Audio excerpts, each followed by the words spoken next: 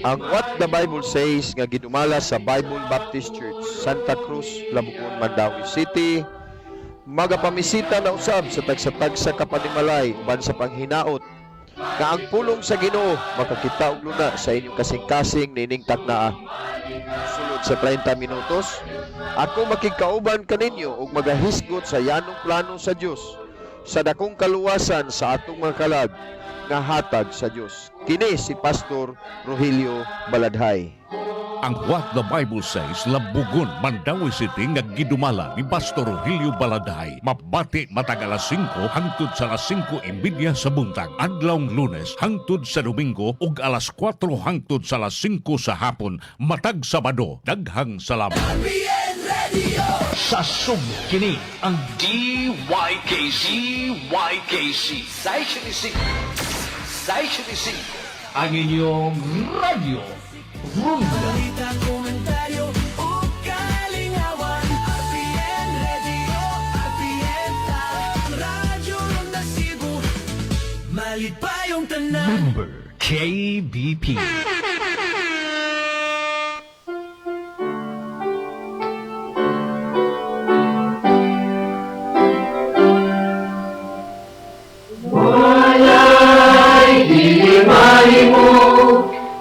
Saligtas sa Diyos. Ang What the Bible Says nga ginumala sa Bible Baptist Church, Santa Cruz, Labugon, Mandawi City, magapamisita na usab sa tagsa-tagsa kapanimalay uban sa panghinaot nga ang pulong sa Ginoo makakita og luna sa inyong kasing-kasing nining taknaa. Sulod sa 30 minutos, ako makikauban kaninyo og magahisgot sa yanong plano sa Dios sa dakong kaluwasan sa atong mga kalag nga hatag sa Dios. Kini si Pastor Rogelio Baladhay.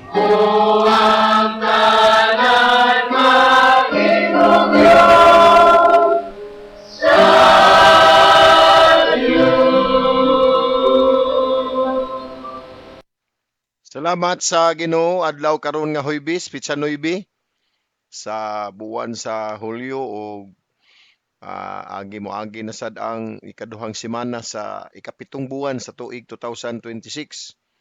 Og mayong buntag sa tanang suki natong tigpaminaw sa nagkanilaing lugar nga maabot atong Sibya. Ang programang What the Bible Says inyo ning madungog adlawng tanan dinhi sa duha ka station DYKC DYLA sa usa ka katuyuan nga mahimo tang galamiton sa Ginoo pagpasabot sa pulong sa paagi sa kaluwasan. Maayong buntag dinhi sa 20 City ka barangay sa Mandawi. Kumusta? Maayong buntag sa atong mga kaigsuonan sad Padre Dodong Remucaldo atong outreach pastor diha sa Minglanilla. Maayong buntag sad Padre Juni Baladhay diha sa Tipulo Mandawi, si Brad Jis o si Ma'am Heidi kabingatan diha sab sa Hagubiaw, Mandawi City. Bad Mario Sirino diha sa Bagong Daan, si Nanay Nita.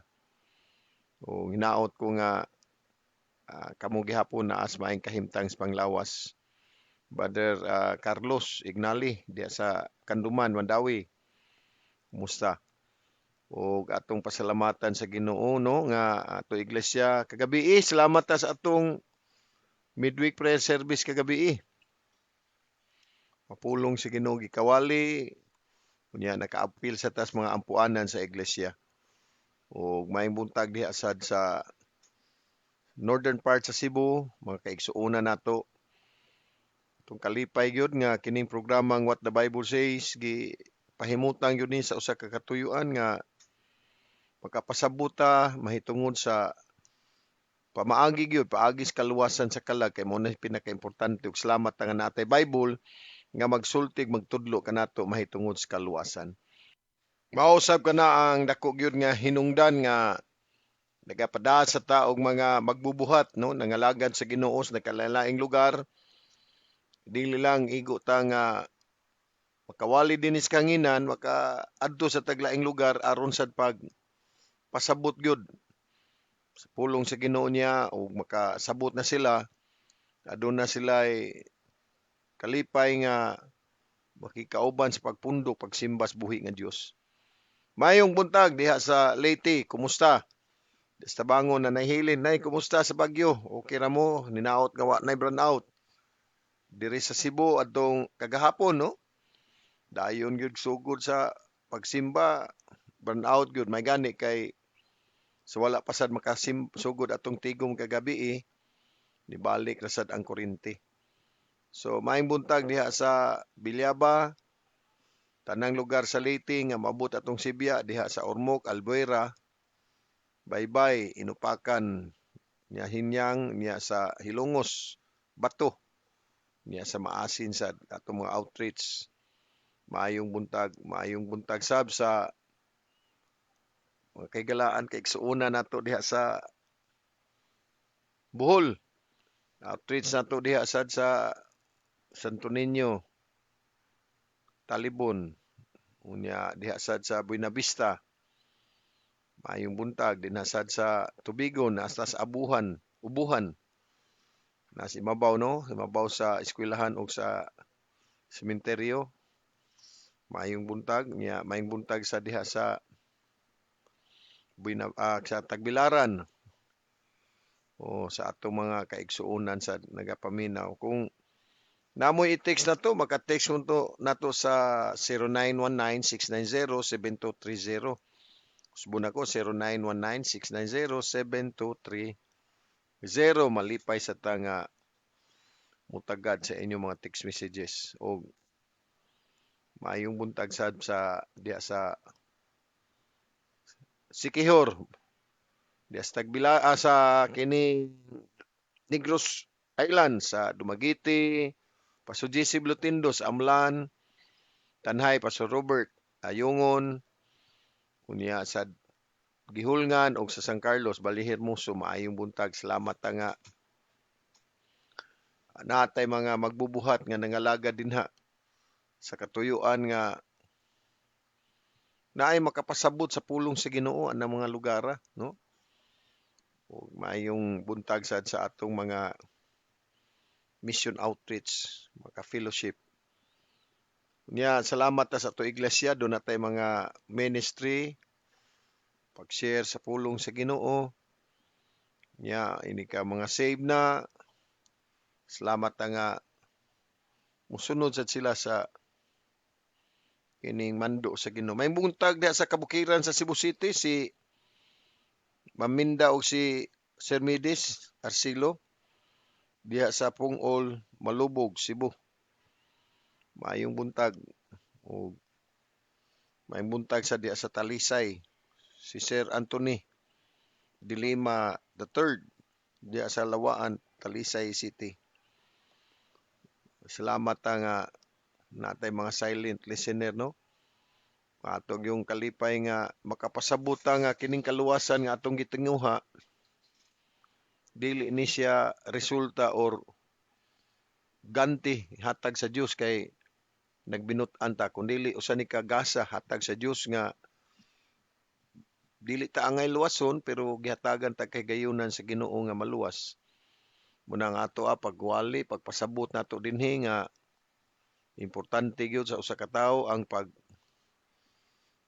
pag-angkon ni Kristo kay kung ang usa ka tawo dili gali makadawat ni Kristo, wala gyud say kaluwasan. Now, doon na rabay usa lang kapaaging ang tawo mubiya ning kalibutan na pinagis kamatayon. Ug doon na lang say usa ka portahan, agianan nga gikinahanglan agian sa tawo mao si Ginoong Kristo.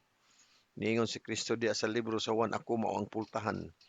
Ako mao ang dalan kamatuoran. So why makaadto sa amahan gawas pinaagi kanako. Sigala kung ikaw buot maluwas ug mao na among tuyo pag-ampo nga makaangkon mo sa kaluwasan duol ni Kristo.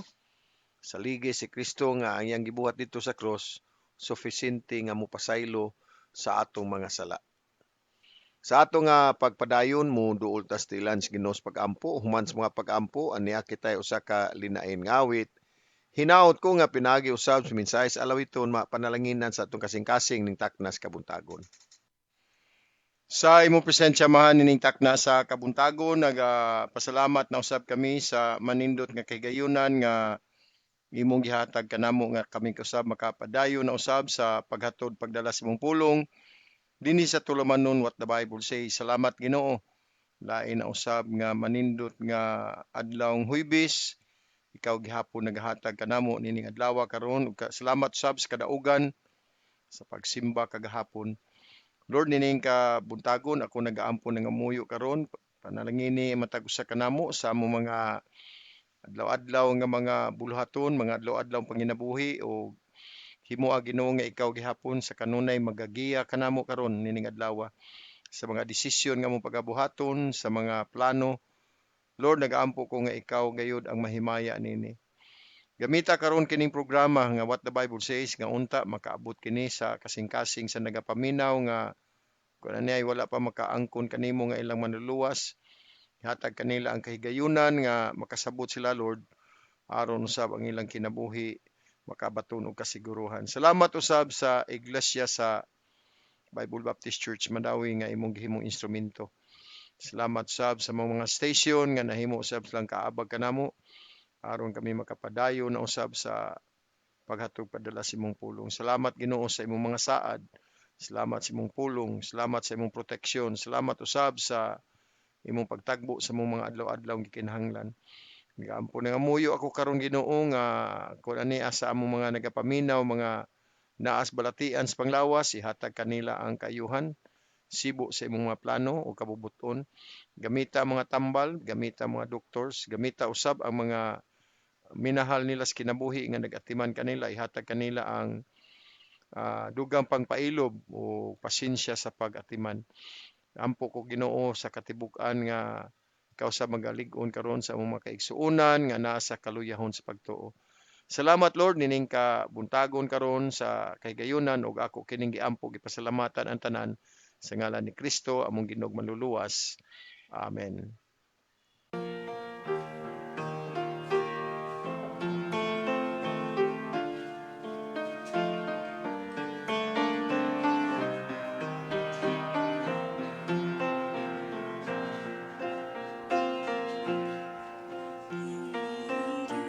Diyos manluluwas sa kalibutan, gamanan ka, hari ka sa tanang butan. May makalabaw nimo sa imong gugma kayo, imo gayud nga gibaka matyan ako. Igatugyan kong tanan sa tiilan mo Amahan, tungod ikaw ang naghatag kanako og kaluwasan. Ang may kang pasalamatan, simbahon ug pasidunggan sa pagdaig ug pagdaig sa katahan. Unsay saktong igabalos nako kanimo, ang bahandi angay pangibayad ko. Ang kinabuhi ko nga nagagikan lang kanimo, Ginoong Diyos kining tanan gamiton mo.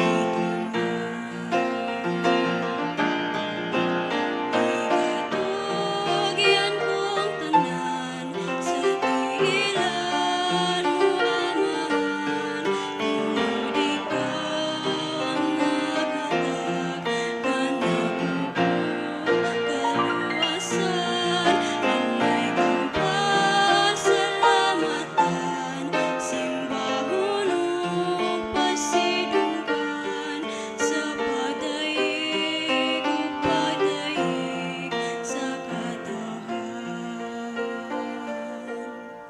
Sa pagdaig ug pagdaig sa katahan.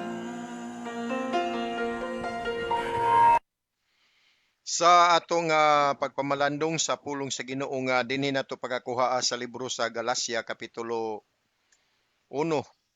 dinhi sa bersikulo 6 ngadto sa 9. Galacia kapitulo 1, Galatians chapter 1, 6 to 9. Iyon ang pulong sa Ginoo. Ako natingala nga kamo dali ra kaayo nga naluya gikan kaniya nga mitawag kaninyo ngadto sa grasya ni Kristo ngadto sa lahi nga maayong balita. Nga dili lahi apan adunay pipila nga nagsamo kaninyo ug buot mutuis sa maayong balita ni Kristo.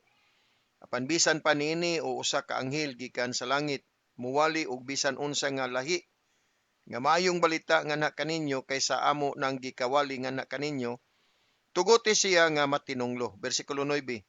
Sama sa among giingon kaniadto, sa ingon nagsulti ako karon pag-usab kung si bisan kinsa nga tawo magwali og bisan unsa nga lahi nga maayong balita nganha kaninyo kaysa inyong nang nadawat, tuguti siya nga matinunglo. Ang Ginoo panalangin sa mga pulong atong gibasa. Now, si Apostol Pablo nagsuwat ngadto sa mga luwas, mga anak sa Ginoo nga membro sa iglesia sa Galacia, nga diin sila nakadawat na sa maayong balita, no? Diya sa bersikulo 7 ngon siya, apan adunay pipila nga nagsamok kaninyo ug buot mutuis sa maayong balita ni Kristo. Now, unsa man ni ang maayong balita ni Kristo? Diha sa 1 Korinto kapitulo 15 gikan sa bersikulo 2 ingon siya, pinaagi nini kamo usab nga luwas, no? Bersikulo 1, dugang pa mga igsoon, ako nagpahayag nganha kaninyo sa maayong balita nga akong gikawali nganha kaninyo nga inyo usab nga gidawat ug diin ninhi kamo nagbarog. Pinaagi nini kamo usab nga luwas kung inyong gibutang diha sa pandumduman unsa ang akong giwali nga kaninyo, gawas kun kamo mituo nga kawang. Kay ako mitugyan nga kaninyo unsan tanan sa ako usab nga nadawat. Giunsa nga si Kristo namatay tungod sa ato mga sala sumala sa mga kasulatan, ug siya gilubong ug siya nabanhaw sa ikatulog adlaw sumala sa mga kasulatan. Ato makita nga si Pablo nagpasabot siya mahitungod sa maayong balita nga si Kristo namatay, gilubong o nabanhaw alang sa ato mga kasalanan, sumala sa atong kasalanan. Ug mao kini ang maayong balita maghatod ngadto sa kagahom sa kaluwasan sa Roma 1:16 ningon siya, kay wala ko ikaulaw ang maayong balita kay kini mao ang gahom sa Dios. Isa po so Pablo nag-ingon siya wala siya maulaw sa maayong balita. Kay mao kini ang gahom sa Dios ngadto sa kaluwasan sa matag usa nga nagatuo. Una ngadto sa mga Hudiyo ug ngadto usab sa mga Griego. So ang maayong balita mao kini siya ang naghatod ngadto sa kaluwasan. Apan subo nga palandungon sama sa atong gibasa sa Galacia nga si Apostol Pablo adunay pahimangno nga adunay moabot nga magatuis sa maayong balita. Ug mao kini siya nga usa gitawag mga pundok o mga relihiyon, mga nagkalain nga mga denominasyon nga ni suway og pagguba sa mga pagtulunan o pagtuis sa mga pagtulunan sa maayong balita nga ang kaluwasan hinimo na ni Kristo.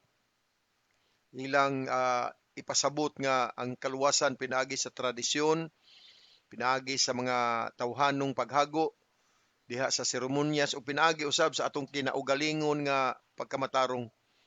Apan ang maayong balita sa grasya sa Dios nagapamatuod mahitungod sa kaluwasan nga kini dili resulta sa atong mga tawhanong paghago kundi kini maong kaluwasan atong nadawat pinaagi sa pagtuo diha sa perpektong buhat ni Kristo. So ato day makita dinhi nga ang relihiyon magasulti gayud nga ang kaluwasan pinaagi sa buhat. Muna ato makita dinhi no nga daghan sa mga nagkalalain nga mga denominasyon, mga magtutudlo nga magasulti gayud kanato nga diha sa paghimo og mga maayo sama sa pagsunod sa mga mando sa Ginoo, sama sa pagrespetar sa atong mga katigwangan. Ug duna say uban magatudlo kanato nga pinaagi usab sa mga sakramento diha sa ilang iglesia o sa ilang simbahan, o ang uban pinaagi usab sa paghigugma sa Dios labaw sa tanang butang. Now, pinaagi usab diha sa pagbautismo, pagsunod sa sugo sa Ginoo. Kini mga butanga mao kini ang usa ka buluhaton. Importante kini, maayo kini nga buhat alang sa usa ka taong luwas. Apan dili kini siya mao ang makaluwas kanato. Kaya makaluwas sa usa ka tawo mao man ang humanang buhat ni Kristo, no? Ang perpektong buhat ni Kristo. So ato day makita karon nining kamuntagon, magatuon kita nga ang krus wala hatag kanato nga posible tang maluwas kundi ang krus nagakumpleto, perfect, naghingpit sa kaluwasan nga diin atong mutuhuan. Now, una sa tanan ato makita ang kapakyasan sa relihiyon. Ang relihiyon magtudlo kanato sa paghimo aron ta mahimong matarong at tubangan sa Ginoo. Ang relihiyon nagsulti nga ato nga kitang tanan makasasala ta, pero sa atong pagkamakasasala maghimo lang ta og matarong. Apan ang pulong sa Ginoo ato makita nga ang pulong sa Ginoo diya sa Roma kapitulo 10 bersikulo 3, nagaingon siya kay sila ingon nga mga ignorante sa pagkamatarong sa Dios ug nga nagapaningkamot sa pagtukod sa ilang kaugalingon nga pagkamatarong, wala magpailalom sa ilang kaugalingon ngadto sa pagkamatarong sa Dios.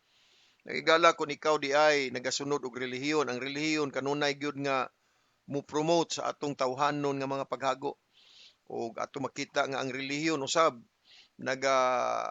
butang kini og kahadlok nato, nagapos kini kanato, no?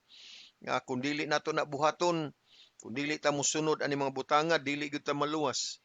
Pansalamat sa Ginoo diha sa maong gibasa nato sa Roma 10 nga dili diay sa atong mga binuhatan, dili diay sa atong pagkamatarong kita makakabot sa kaluwasan. Ignorante day kita kung mamatarong ta dili subay sa pagkamatarong sa Dios. Diha sa Galacia kapitulo 2 yung bersikulo 6 at 16 ato sa mabasa dinhi nga nagingon siya nga nasayod nga ang usa ka tawo wala gipakamatarong pinaagis mga buhat sa balaod apan pinaagis sa pagtuo ni Jesucristo. Bisan kita mituo diha ni Kristo aron kita pagkamatarungon, pinaagis sa pagtuo ni Kristo ug dili sa mga buhat sa balaod, kay pinaagis sa mga balaod, pinaagis buhat sa balaod walay unod nga pagkamatarungon. Sa ato pa dili diay ang pagka maayo nato pagsunod. So ang relihiyon magtudlo gayud kanato nga kinahanglan ta nga magbuhat. Ug ang relihiyon usab sa likway usab nagatuis usab kini siya sa maayong balita. Sa atong gibasa diha sa libro sa Galacia kapitulo 1 sa atong teksto. Now kinahanglan nga ato gyud makit-an nga ang relihiyon dai may naghimo kanato nga mapakyason kita nga makabot nato ang kaluwasan. Pero ato sa masabtan nga kining kaluwasan di ay usa kini ka hingpit og perpektong buhat ni Kristo, finished work of Christ. Sa diha nga si Kristo gilansang dito sa cross sa Juan 19:30, sagid si Kristo nga natapos na. Ang kamatayon ni Kristo dito sa Kalbaryo mo'y kumpletong kaluwasan nga iyang gihatag nato. Si Kristo mo'y nagbayad sa atong sala. Mabitaw ka na nga wala gyud laing makaluwas kanato. Ang mga ginikanan ni Kristo, si Jose ug si Maria, mga instrumento sila nga nahimong si Kristo nahimugso din sa kalibutan apan wala sila parte sa pagbayad sa kaluwasan. Now, dunay ubang mga tao nga magasulti sila nga si Maria dunay dako nga kalabutan sa kaluwasan kay si Kristo diha man sa tiyan ni Maria. Kasultihan ti kahigala ni Kristo, si Kristo makahimo gihapon bisag way Maria, makahimo gihapon siya lain nga babay kay instrumento lang. Sama bitaw kanang mukaon ta. Mukaon ta, importante gyud nato ang kutsara, importante nato ang plato. Pero dili but pasabot nga mga busog ta tungod kay nindot ang plato. Dili tungod mga busog ta tungod kay gold ang kutsara. Dili tungod sa atong gikaon. Mausab kini, dili na siya kung kinsay galamiton, kung dili kinsay manluluwas. Walay lain nga ngalan sa silong sa langit nga diin kita maluwas. Tanawa gud si Kristo unsay giingon niya sa ikaduhang Korinto kapitulo 5 niya diha sa bersikulo 21. Nangingon ang maong bersikulo, kay siya mihimo na kaniya nga sala alang kanato. Kinsa wala nakaila og sala aron kita unta mahimo nga pagkamatarong sa Dios diha kaniya. Si Kristo wala makasala, si Kristo walay sala nga nabuhat apan siya mo naghimo kanato sa pagkamatarong. Iya tanggi matarong at tubangan sa Dios. Ingon sa Roma 3 unya diha sa bersikulo 24, ingon nga gipakamatarong nga walay bayad pinaagi siyang grasya pinaagi sa katubsanan nga anak ni Kristo Jesus. Sa ato pa walay bayad, di pa kamatarong kitang walay bayad. Sa ato pa makita nato nga si Kristo mismo ang naghimo sa atong kaluwasan. O mao kini nga ang maayong balita, mao kini ang grasya, the gospel of grace, no? Ingon sa Roma kapitulo 2, unya diha sa bersikulo 16, niingon siya, sa adlaw sa diha nga ang Dios mohukom sa mga tinago nga mga tao, pinaagi ni Jesucristo sumala sa akong maayong balita. Sumala sa akong maayong balita. Ang grasya sa maayong balita. Mao kini ang hinungdan ngano nga magawalit ang kaluwasan ana lamang ni Kristo. Higala walay lain nga ngalan, dili ka kakitag kaluwasan ni bisan kinsa. Dili ka makaangkon sa kaluwasan tungod kay maayo tang tao. Kung kini ra ba atong pagkamaayong tao, maayo lang tag nay magtan-aw nato, maayo lang ta kung natay tuyo. Pero ang kinaiyag yun sa tao naa kanato ang pagkadawtan. Ingon Bible, walay matarong, wala bisan usa. So sa Episo 2:8 ingon na Bible tungod sa grasya kamo naluwas, pinagis pagtug dili sa inyong kaugalingong kahimoan kini gasa sa Dios, dili sa mga binuhatan aron walay bisan kinsang mapasigarbo. Sa ato pa ang atong giwali, ang atong ipasabot sa maayong balita, mao lamang ang kaluwasan nga anaa ni Kristo. Higala kung ikaw na impierno, dili tungod kay ikaw relihiyoso, kundi tungod kay imong gisalikway si Kristo. Walay taong makasud sa langit nga dili moagi sa pultahan nga mao si Kristo. Salamat nga ang cross mao'y katibuk-an, ang cross nga diha sa namatyan ni Kristo mao kini ang mensahe sa kaluwasan. 1 Korinto kapitulo 1 nya diha sa bersikulo 18, kay ang pagwali sa krus alang kanila nga nangalaglag binuang, apan nganhi kanato nga nangaluwas kini mao ang gahom sa Dios. Alang kanato nga nangaluwas mao kini ang gahom sa Dios. Sa ato pa sa Apostol Pablo nagatudlo gayud sa mga magtotoo nga walay laing paagi nga ang tao makasud sa langit pinaagi ni Kristo. Una ato makita ang relihiyon nagtudlo kanato naghatag kanato kapakyasan, ang kumpletong buhat ni Kristo mo'y nagluwas kanato, ang maayong balita sa grasya mo'y naghatag kalagawasan, ug sa diha nga kita nakaangkon na sa kaluwasan, nakaangkon kita gawas nun nga grasya, no? Freedom of grace. Diha sa Roma kapitulo 5 nyas bersikulo 1, busa ingon nga gipakamatarong pinaagi sa pagtuo, kita adunay kalinaw uban sa Dios pinaagi sa atong Ginoong Hesukristo. No, we have peace with God. Nakaangkon kitag kalinaw. So ato makita nga ang grasya nagahatag kanato og kalinaw diha sa Dios, no?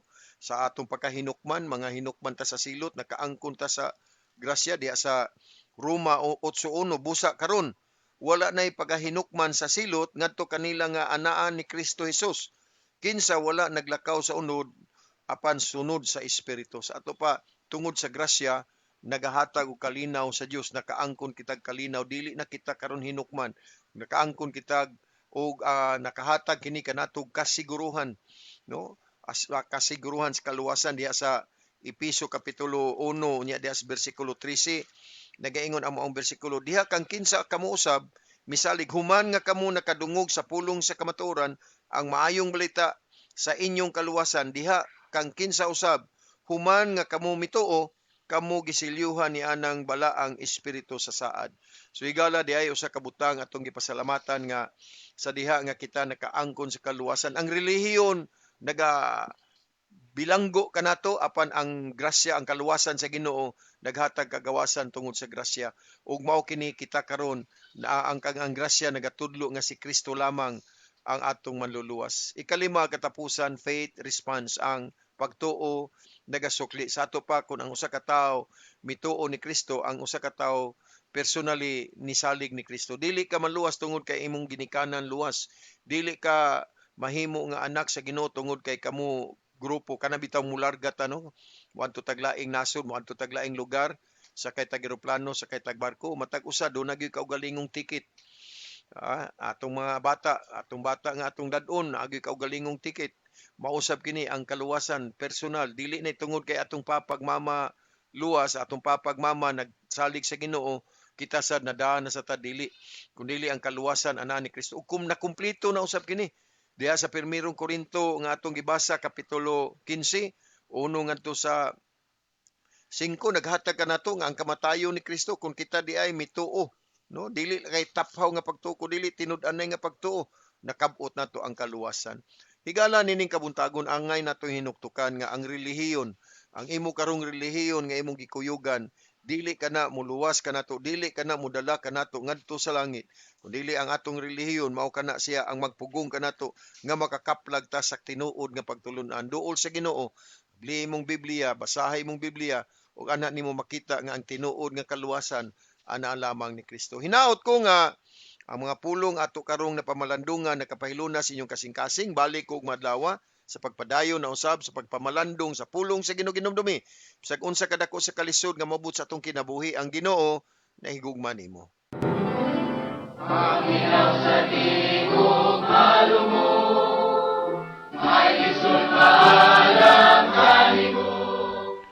Nang hinaut ako nga ang yanong plano sa Dios sa kaluwasan sa atong kalag, makakaplag og luna sa inyong kasing-kasing.